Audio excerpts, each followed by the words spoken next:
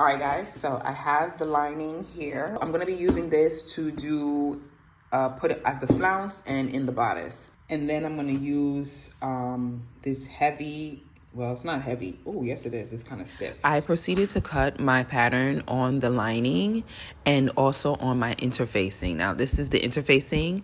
I'm going to be taking the pattern and pressing it onto the lining on the wrong side so that way I can fuse it and help build a shape and sturdiness for the lining. And once I've done all the panels, this is what it looked like. On the wrong side is the interfacing, and then on the right side will be the face of the lining.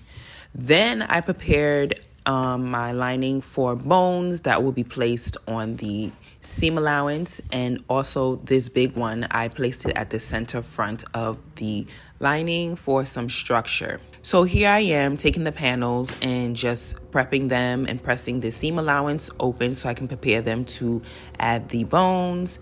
And with my bone, I'm taking it here to just measure down how long I need to place this bone on the seam allowance, and I do that for every seam allowance for the lining. So this is what it looked like. For the center back of my lining on the right side, I added a bone at the edge so I can prepare to create loops. These are the loops I'm going to be creating to loop and lace up the corset when it's done.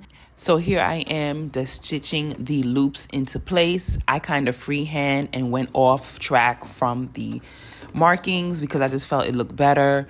It came out better for me. As you can see here, this is what it looked like. So I'm double stitching it down to secure the loops into place. And once I was done with that, this is what the lining looked like.